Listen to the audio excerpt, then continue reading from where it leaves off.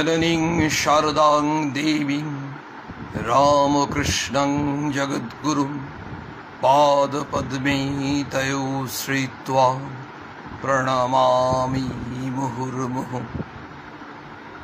जय माँ। ठाकुर माँ स्वामी जी के प्रणाम निवेदन करी। आपनारा श्रोतृबृंद श्रीरामकृष्ण भक्तमंडली आपनादेरके आंतरिक श्रद्धा और शुभेच्छा जानाई। बर्तमाने आमादेर घरे घरे मानुषेर मन बेश उद्वेगेर मध्य काटছে, दुश्चिंतार मध्य काटছে। परिस्थिति एखन जा चलছে स्वाभाविकभावेই सबाई এই যে आतंकित अवस्थाय আছে, সেই পরিস্থিতিতে আমরা এই আতঙ্কিত মন নিয়ে কিভাবে आशार आलो पेते पारी तार उत्तर एकाक्षरी शब्द मा। एकमात्र माई आमादेर पारेन आमादेर मनेर भय काटाते।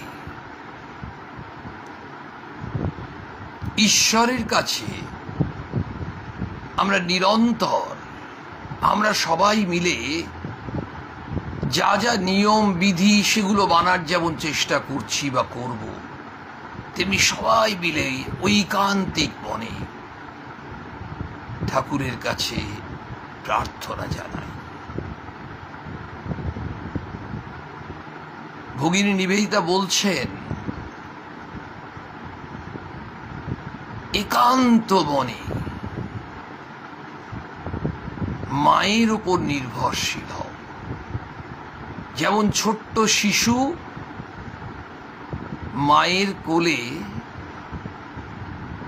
হাসছে, সে জানে সে নিশ্চিন্ত। তেমনি যা হবে মা আছেন, আমাদের ভয় কি, আমাদের ভাবনা কি। কামারপুকুরের সেই ঘটনাটা মনে পড়ছে।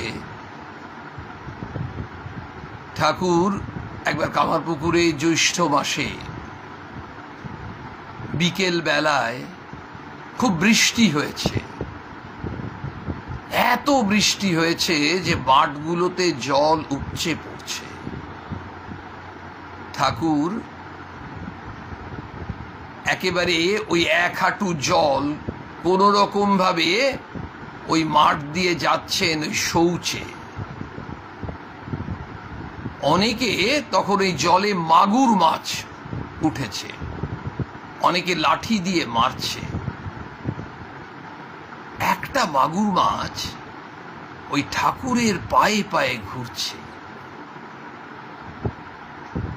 তখন ঠাকুর বলছেন, ওরে এটাকে মারিসনি, এ আমার পায়ে পায়ে ঘুরছে, এটাকে জলে ছেড়ে দিয়ে আয়। তারপর ঠাকুর নিজেই সেই মাগুর মাছটিকে জলে ছেড়ে দিয়ে এলেন। বাড়িতে ফিরে বলছেন, যে এমনি ভাবে শরণাগত হতে পারে সে রক্ষা পায়। আমরা এই অবস্থা থেকে সকলে রক্ষা পেতে চাইছি। এই পরিস্থিতি থেকে রক্ষা পাওয়ার একমাত্র উপায় শরণাগতি, শরণাগতি, শরণাগতি। আমরা যত ভাববো, যত চিন্তা করব, যত ভয় পাবো, তত বিপদ কিন্তু পালিয়ে যাবে না। কিন্তু যত স্মরণ করব কি মায়ের সেই কথা, যখন আঘাত পাবে, দুঃখ পাবে, বিফলতা আসবে, তখন যেন আমি মা সঙ্গে রয়েছি। ভয় কি বাবা? যখন দুঃখ আসবে,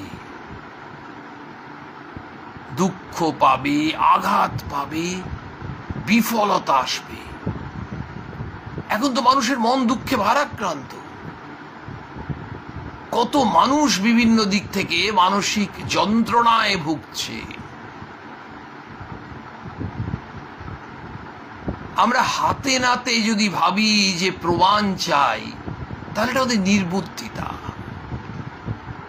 বিশ্বাস, মা বলছেন ভয় কি বাবা, আমি সঙ্গে আছি। আমি মা, সত্যিকারের মা।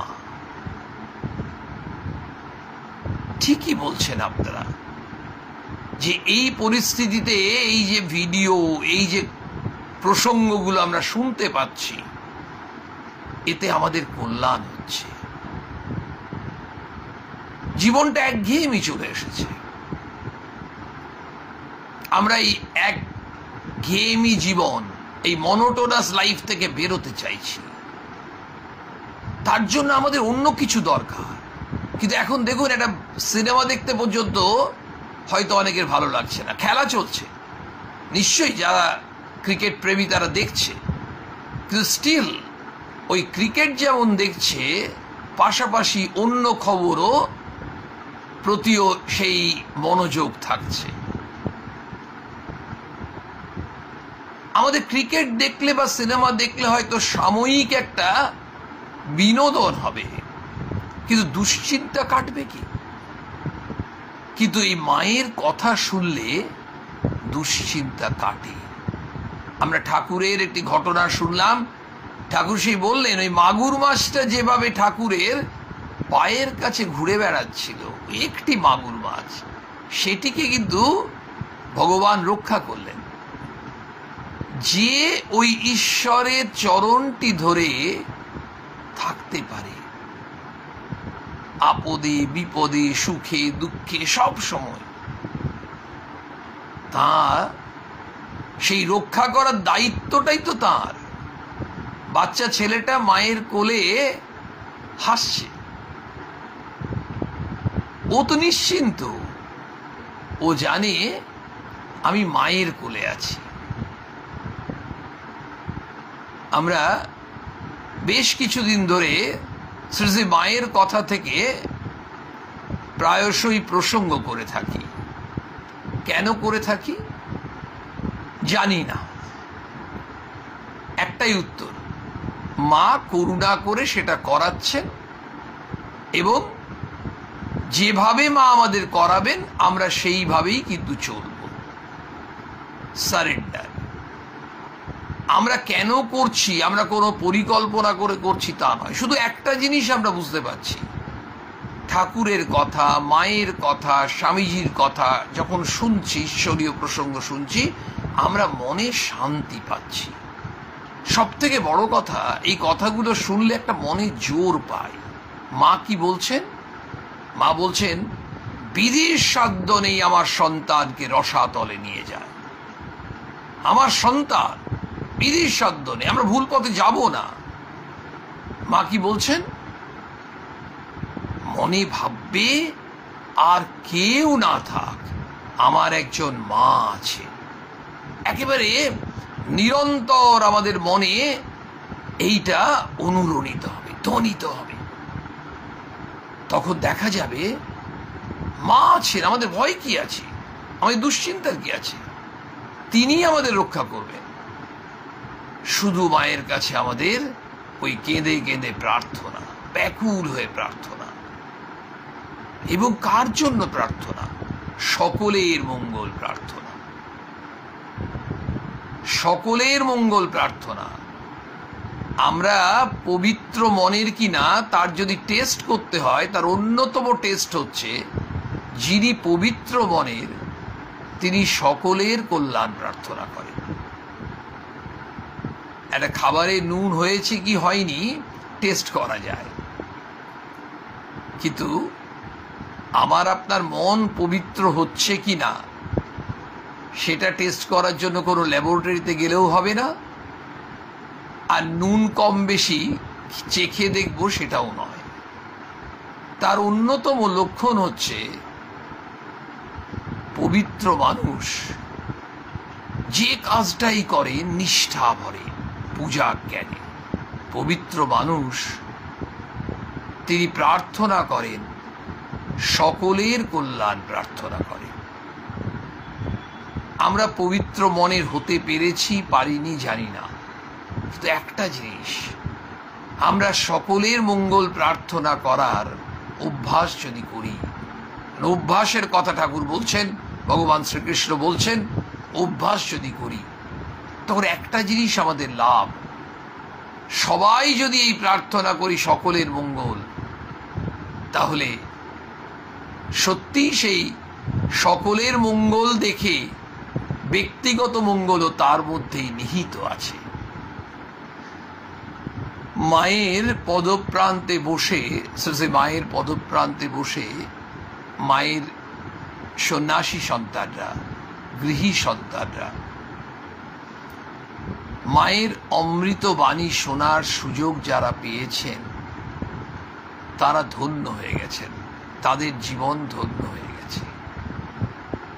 আমরা নিজেদের ভাবতে পারি, আমরা মায়ের পদপ্রান্তে যদি বসতে পারতাম, কিন্তু মাঝে মাঝে মনে হয় মা যে কথাগুলি বলতেন সেই কথাগুলি তো লিপিবদ্ধ করে রেখেছেন স্বামী অরূপানন্দ, স্বামী শান্তানন্দ, সুরেন্দ্রনাথ সরকার, শ্রীমতী সুশীলা মজুমদার ইত্যাদি সন্ন্যাসী সন্তানরা, গৃহী সন্তানরা।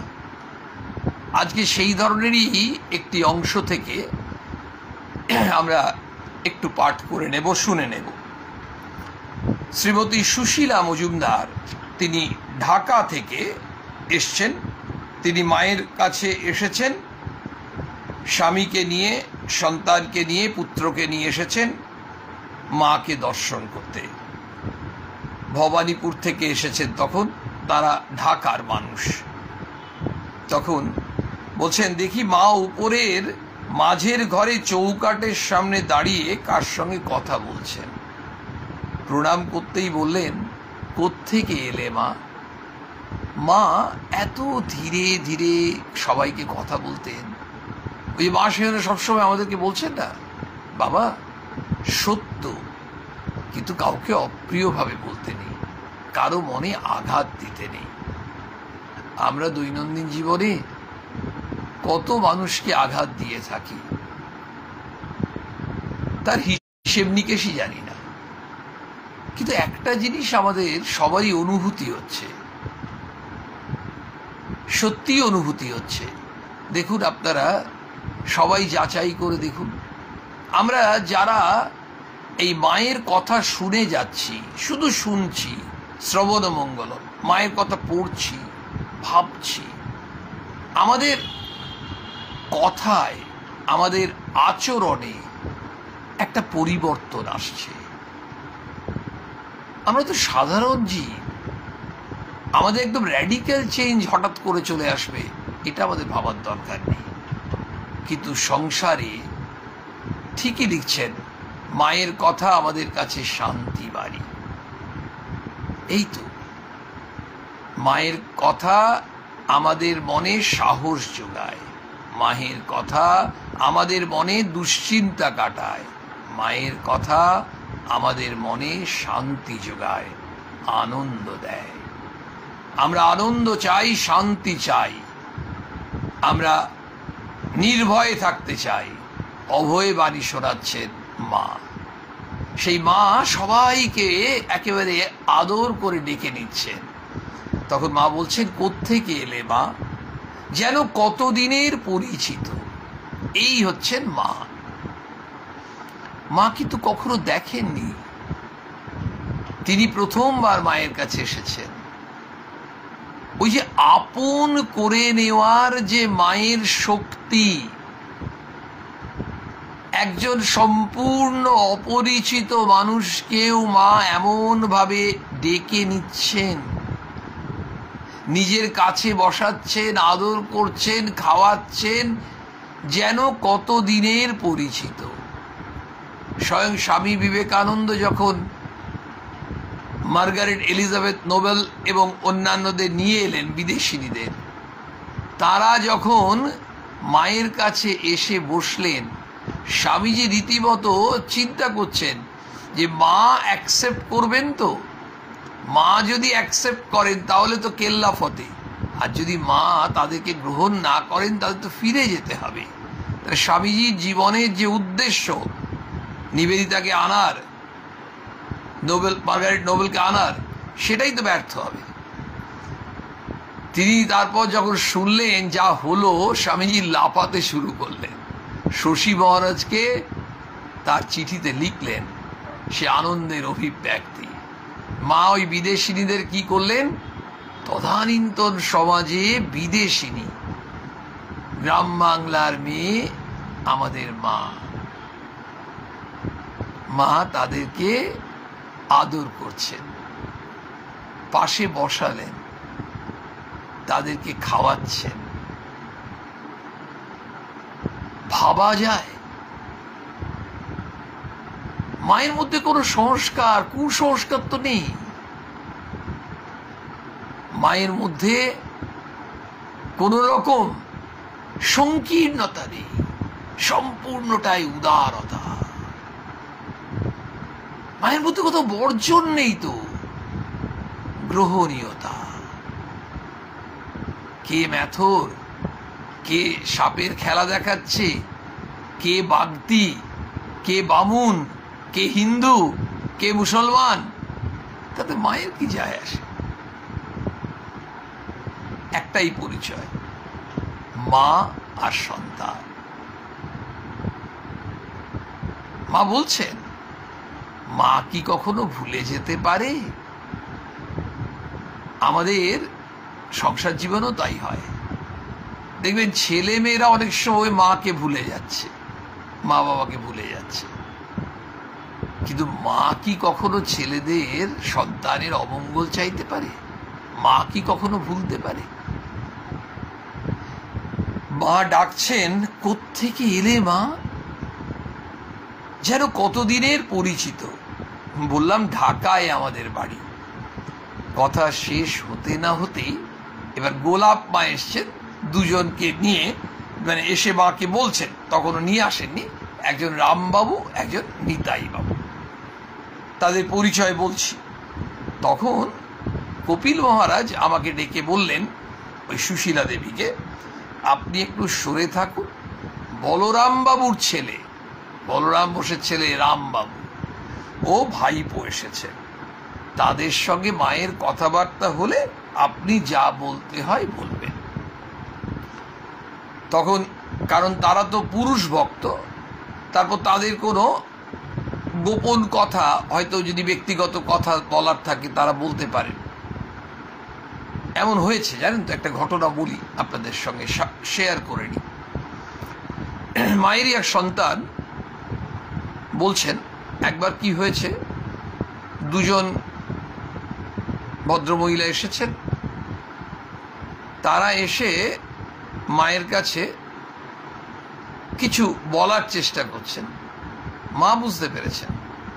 মা তখন বলছেন, বাবা ঠাকুরকে খুব ডাকো, কেঁদে কেঁদে ঠাকুরকে ডাকো, ঠাকুর তোমাদের ইচ্ছা পূরণ করবে।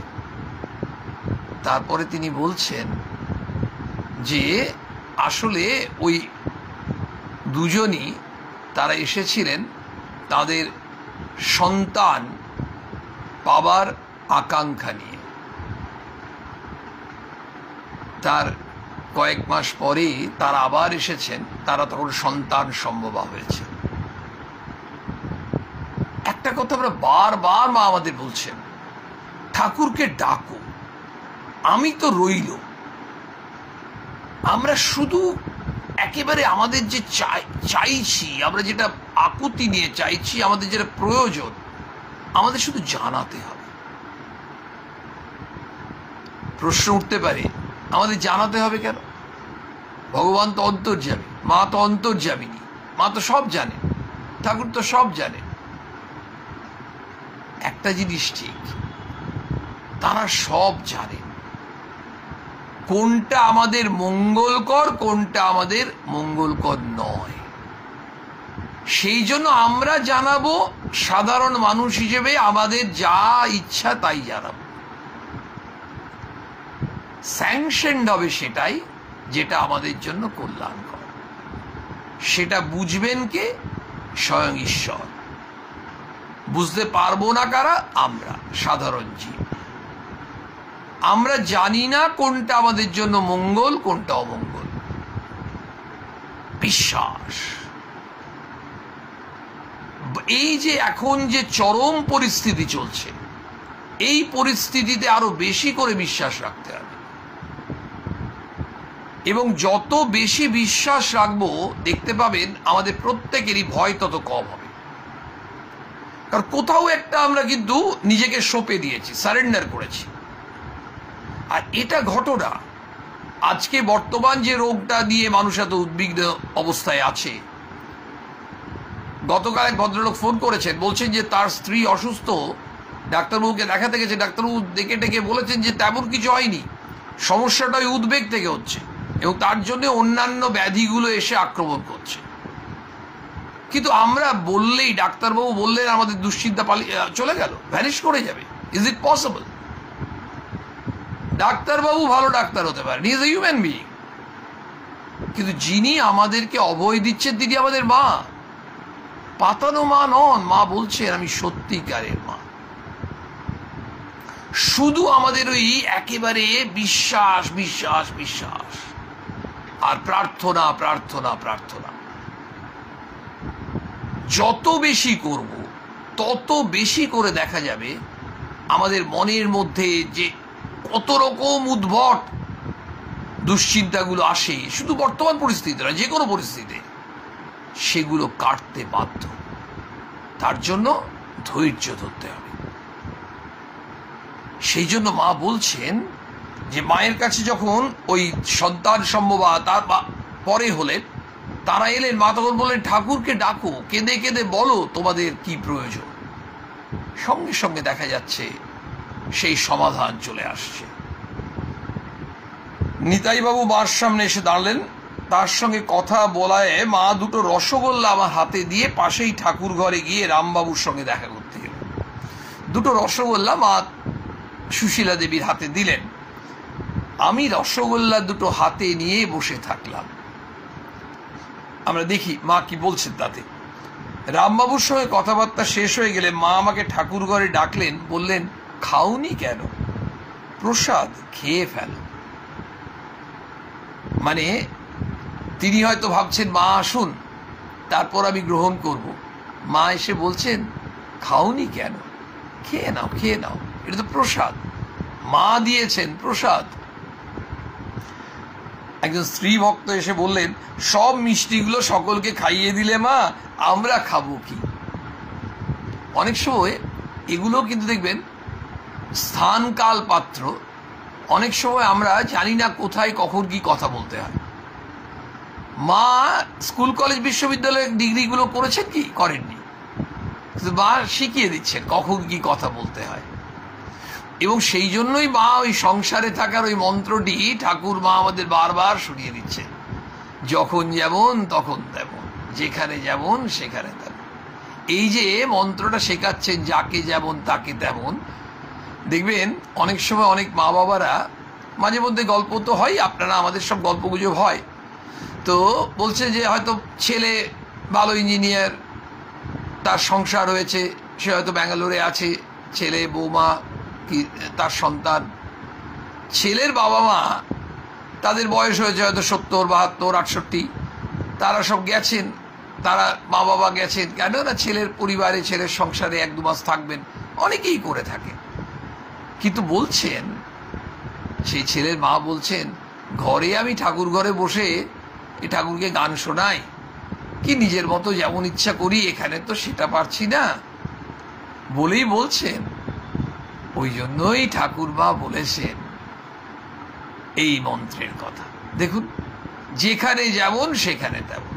এটা যদি বুঝতে পারা যায় তাহলে কিন্তু ওখানেও শান্তিতে থাকবে। নাহলে ব্যাঙ্গালোরে 2 মাসের জন্য পরিকল্পনা করে গিয়ে দেখা যায় 4 দিন পরে তারা ফিরে আসছে, কারণ তার সঙ্গে বনি বনা হচ্ছে না। মানে আমাদেরকে মা এমনভাবে শিখিয়ে দিয়েছেন, আমরা গ্রহণ করতে পারছি না আমরা জানি না। যদি গ্রহণ করতে পারি, আমরা কিন্তু প্রত্যেকটা জায়গায় প্রত্যেকটা সিচুয়েশনে অদ্ভুতভাবে ট্যাকেল করে বেরিয়ে আসবো। মানে হ্যান্ডেল করার যে অস্ত্রগুলো, সেগুলো মা আমাদের সংসারে থাকার অস্ত্র দিয়েছেন। দেখুন, ওই যিনি মাকে বলেছিলেন, ওই মুসলমানটি, তিনি হয়তো চুরি টুরি করেন, ঠিক আছে, কিন্তু তিনি যখন ঠাকুরের জন্য কলা নিয়ে এসছেন মায়ের কাছে, মাকে কিন্তু ভক্তি ভরে দিচ্ছেন, বলছেন ঠাকুরের জন্য এই কলাগুলো নিয়ে এসছে, মা আপনি নেবেন। মা কি সুন্দর করে বলছেন, নেব বই কি বাবা, নেব, ঠাকুরকে দেব। তাহলে নিলেন, ঠাকুরকে দেবেন। তখন একজন কোথায় পাশ থেকে এসে বলছেন যে, মা জানেন ও চোর, মুসলমান চোর, ওর জিনিস দিচ্ছেন।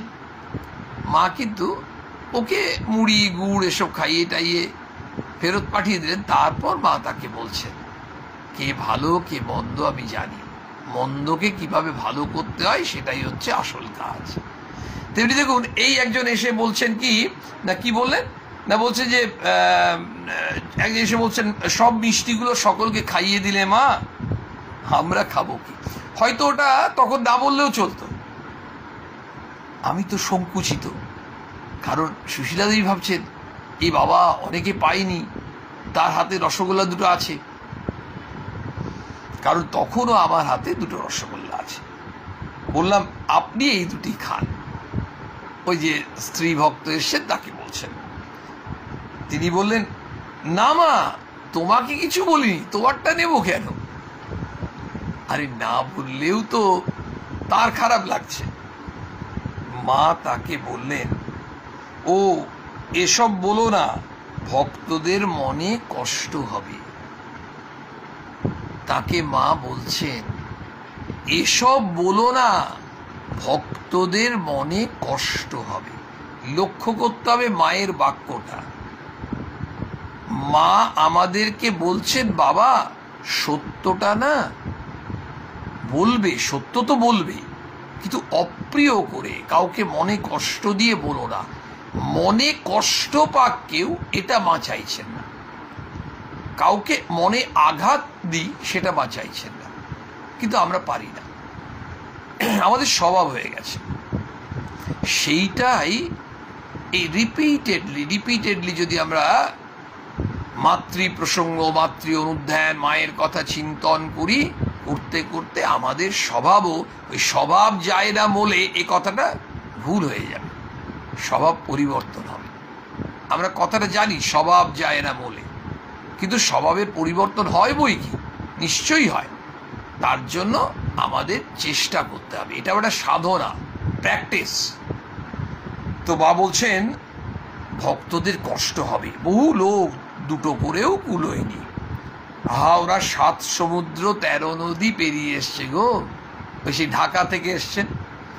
মা আমাকে বারবার খেতে বলায় খেয়ে ফেললাম। মা নিজেই জল এনে দিলেন, পরে বললেন, রসগোল্লার রস মেঝেই পড়েছে, ভিজে ন্যাকড়া দিয়ে মুছে ফেলো, হাত ধো। ওই যে মা নিজেই জল নিয়ে আসলেন, এটাও কিন্তু দেখতে হবে আমাদের শেখার। মানে মা একেবারে নিজে স্নেহ ভরে আদর করে সবাইকে সেই সেবা, মাই সেবা করছেন। বলছেন, এসব যখন হয়ে গেল, তখন মা তক্ত বসে বসে এবারে মা জিজ্ঞেস করছেন, পরিচয় রয়েছে? বলছে, আমার একটা ছেলে আছে। বলছে, বিয়ে হয়নি? বলছে, কেন বিয়ে দাওনি? সে করতে চায় না। তোর মা বলছেন, আর ছেলেদের আজকাল ওই সব কথা, কেন বিয়ে করলে কি সৎ হতে পারে না? বিয়ে করলে মানে বিয়ে করলে কি সৎ হতে পারে না? মন দিয়েই সব হয়। ঠাকুর কি আমাকে বিয়ে করেননি? ঠাকুর কি আমাকে বিয়ে করেননি? ঠাকুর তো বিয়ে করেছেন, ঠাকুর তো সংসার করলেন, সংসার করলেন মানে বিয়ে করলেন। আর ঠাকুর মায়ের সংসার তো বিরাট সংসার, সারা পৃথিবী। মা বলছেন না, ঠাকুর তো কয়েকটা রত্ন ছেলেকে নিয়ে কাটিয়ে দিয়ে চলে গেল, আর আমার জন্য রেখে গেল পিঁপড়ের সার। আমরা সব পিঁপড়ের সার তো। আর সেই জন্যই ঠাকুরেরও তো চিন্তা ছিল। ঠাকুর সেই জন্যই মাকে বললেন না, এ আর কি করেছে, মানে ঠাকুর নিজেকে দেখিয়ে বলছেন এর থেকে ঢের বেশি তোমায় করতে হবে। আর কি করতে হবে তাও বলে দিচ্ছেন। মা বলছেন পারবো না, বলছে না না, এর থেকে ঢের বেশি তোমায় করতে হবে। আবার কি করতে হবে, একেবারে যেন মাকে দায়িত্ব দিয়ে চলে যাচ্ছেন, স্বামীজিকে দায়িত্ব দিচ্ছেন। ঠাকুর জানেন ঠাকুর শরীর ছাড়বেন। মাকে বলছেন অন্ধকারে পোকার মতো কিলবিল করছে কলকাতার লোকগুলো, ওদের দেখো, তোমায় দেখতে হবে। কলকাতা মানে মা পরে বলেছেন রাসবিহারী মহারাজকে যে কলকাতা বলতে ঠাকুর সমগ্র বিশ্বকে বলেছেন, জগৎ। তাহলে জগতের লোকগুলো, আমরা সারা পৃথিবীময় মায়ের সন্তানরা অন্ধকারে, অন্ধকারে মানে এখন বিজ্ঞান অনেক ডেভেলপ করেছে, সেই অন্ধকার নয়, আমরা অজ্ঞানতার অন্ধকারে, মোহের অন্ধকারে, অহংকারের অন্ধকারে আমরা অচৈতন্য হয়ে আছি। সেই জন্য আমাদেরকে মা দেখছেন, মা দেখবেন, ঠাকুর দায়িত্ব দিলেন। আর সেইটাই মা পরে বললেন, যারা এসেছে, যারা আসেনি, যারা আসবে, মা আমার সকল সন্তানদের জানিয়ে দিও আমার ভালোবাসা ও আশীর্বাদ সকলের ওপর আছে।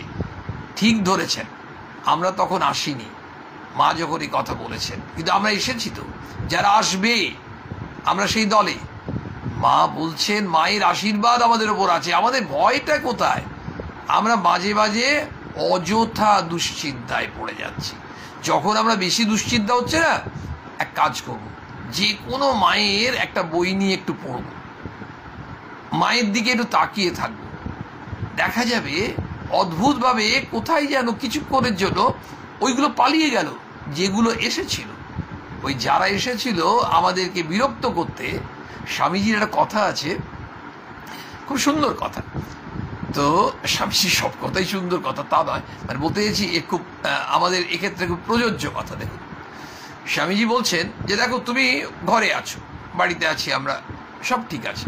তো আমাদের অনেক সময় কি হয়, মনে খুব অশান্তি। তো মাঝে মাঝে মনে হয় সংসার টংসার ছেড়ে দিয়ে বনে চলে যাবো, জঙ্গলে চলে যাবো, গুহায় চলে যাবো। আর সবাই তো আর গুহায় যেতে পারবো না, কথার কথা বলছি, এসব মনে হয়। এখানে আমি আমার বাড়ি আছে বিক্রি করে দিয়ে চলে যাবো, এই জায়গা থেকেই চলে যাব। তাহলে কি হবে? তাহলে শান্তি পাবো।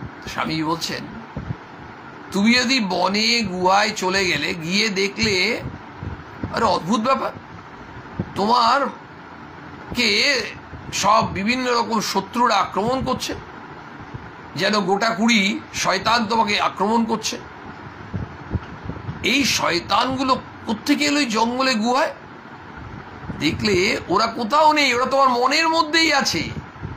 তাহলে মন তো তোমার একটাই, যে মনটা দিয়ে তুমি বাড়িতে ছিলে, সংসারে ছিলে, সেখান থেকে তুমি পালিয়ে এলে।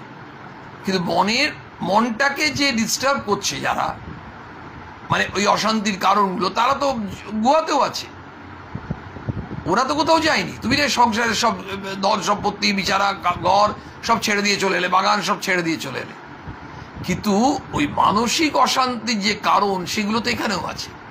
তাহলে কি করতে হবে? তোমার ওই মনের যে অশান্তির কারণ, মনের শত্রুগুলোকে তোমাকে তাড়াতে হবে।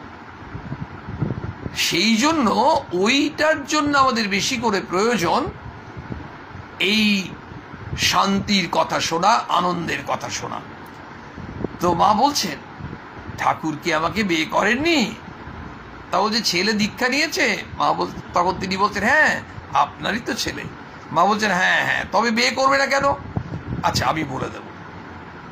বলেই মা বলছেন দুঃখ কষ্ট যেতে চায় না, দুঃখ কষ্ট পেয়েও যে ঠাকুরকে ধরে থাকবে সে অবশ্যই ঠাকুরকে লাভ করবে। আসুন আমরা আবার শুনি মায়ের এই কথা। মানে আমার তো মানে প্রসঙ্গ করতে করতে আপনাদেরও যা হচ্ছে, আমারও একই অনুভূতি হচ্ছে যে দুঃখ কষ্ট যেতে চায় না। আমরা যখনই হিসেব করতে বসছি না, এই জমা খরচের যেমন হিসেব করি, কত টাকা আয় হলো, কত ব্যয় হলো, কত ধার থাকছে, দেনা থাকছে, কি কত আমার অতিরিক্ত থাকছে, যেমন হিসেব করি, তেমনি আমাদের দৈনন্দিন জীবনে দুঃখ কষ্টের খুব হিসেব করি। আনন্দ যে পাচ্ছি সেটা যেন আমাদের কাছে খুব অল্প, আর দুঃখ কষ্ট ভারটা অনেক বেশি। যেন দুঝুড়ি দুঃখ কষ্ট আর হয়তো এক মগ হয়তো আনন্দ, ব্যাপারটা এই ধরনের। আর দুঃখ কষ্ট যেতে চায় না, কিছুতেই যাচ্ছে না। যত কিছুই করছি আমাদের ঘুরে ফিরে বিভিন্ন ধরনের দুঃখ কষ্ট এই সবগুলো এসে আমাদের মনে ভিড় করছে, কিছুতেই আমাদের অশান্তি যাচ্ছে না। দেখুন চিন্তা করে, এটা কিন্তু করোনা জনিত অশান্তি নয়, এটা অশান্তির অন্য কারণ। সংসারে কত রকম, এই ছেলের চাকরি হয়নি, তো মেয়ের বিয়ে হয়নি, তো জমিটা হলো না, তো স্বামী রিটায়ার করে গেল, এখন পুরো মাইনেটা চলে গেল, এই কটা টাকা নিয়ে সংসার চলবে কি করে, এইসব কত রকম। এই পাশের বাড়ির মানুষটি তিনি একটি নতুন ফ্ল্যাট কিনে নিলেন, আমি এখনো কিছুই করতে পারলাম না, এইসব চারিদিকে বিভিন্ন রকম। তোর মা বলছেন দুঃখ কষ্ট যেতে চায় না, চাইছেই না। তখন কি করতে হবে শুনি, মায়ের প্রেসক্রিপশনটা শুনি। আরে পারি না পারি, মা কি বলছেন তো শুনি। দুঃখ কষ্ট পেয়েও যে ঠাকুরকে ধরে থাকবে সে অবশ্যই ঠাকুরকে লাভ করবে। আমাদের বিরাট পরীক্ষা এটা। ওই আজ তোমার পরীক্ষা হে ভগবান, একটা গান আমরা শুনেছিলাম। আজকে ভগবান আমাদের পরীক্ষা নিচ্ছেন। দুঃখ কষ্ট যে আসে না, এগুলো হচ্ছে আমাদের পরীক্ষা। এই যে ছেলেমেয়েরা পরীক্ষায় দেখবেন অনেক সময় ফেল করে, কি কম নম্বর পায়, অদ্ভুতভাবে আমরা অবাক হয়ে যাই। একটা পরীক্ষায় অনেকে ফেল করলো, বড় পরীক্ষায় তো হতেই পারে, ধরুন সারা রাজ্য জুড়ে এই পরীক্ষাগুলো চলে, তো হয়তো 7 লক্ষ ক্যান্ডিডেট পরীক্ষা দিয়েছে, সেখানে তো 100 200 500 1000 ক্যান্ডিডেট ফেল করতেই পারে।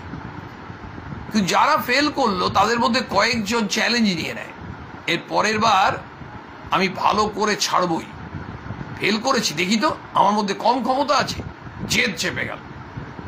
আর 1-2 আবার তারা আত্মহত্যা করে ফেলে, তারা মনটাকে কন্ট্রোল করতে পারলো না, বলে আমার বেঁচে থাকার কোনো অধিকার নেই, আমি ফেল করেছি। তাহলে পরীক্ষাতে প্রথম যে দল যারা ওই দুঃখটা পেল, ফেল করার দুঃখটা পেল, তারপরও কিন্তু ওরা মনটাকে শক্ত করলো, শক্ত করে বলছে আমরা করে দেখব, সেই ডু অর ডাই এর মতো, দেখি তো এর পরের বার কি করে আমি পাস না করি। আর 1-2জনের মধ্যে তাদের মধ্যে সেই শক্তিটা জন্মালো না, তারা হেরে গেল এবং হেরে গিয়ে একটা ভুল সিদ্ধান্ত নিল মুহূর্তের মধ্যে। আসলে সিদ্ধান্তটা আমাদের মন আর বুদ্ধির মধ্যে একটা মিটিং দরকার, সেই মিটিংটা হওয়ার আগেই ওই সিদ্ধান্তটা নিয়ে নিল। আমাদের মনের মধ্যে অনেক দুঃখ কষ্ট আসছে, অনেক রকম বিভিন্ন কারণে আসছে। ভগবান পরীক্ষা নিচ্ছে, ওই যে আমরা ফেল করলাম, ধরুন কারোর দুঃখ কষ্ট কম, ঠিক আছে, অনেকের বেশিও থাকতে পারে, এবং অনেকের হয়তো দুঃখটা একটু কোনো কারণে হয়তো চলে গেল, ওভারকাম করলো, উই শ্যাল ওভারকাম, অতিক্রম করলো, আমরা হয়তো অতিক্রম করতে পারছি না। এই যে পরীক্ষা, এবার এই পরীক্ষা আমাদের পাশ করতে হবে। আমরা বললাম যে না, আমাদের দুঃখ কষ্ট থাকুক না, আমরা ঠাকুরকে ধরে থাকবো, আসুক। এই দুঃখ কষ্ট ঠাকুর দিচ্ছেন কেন? আমাদের পরীক্ষা নিচ্ছেন যে তখনও ঠাকুর তোমাকে আমরা ধরে আছি কিনা, তুমি দাও, যত দুঃখ দেবে দাও।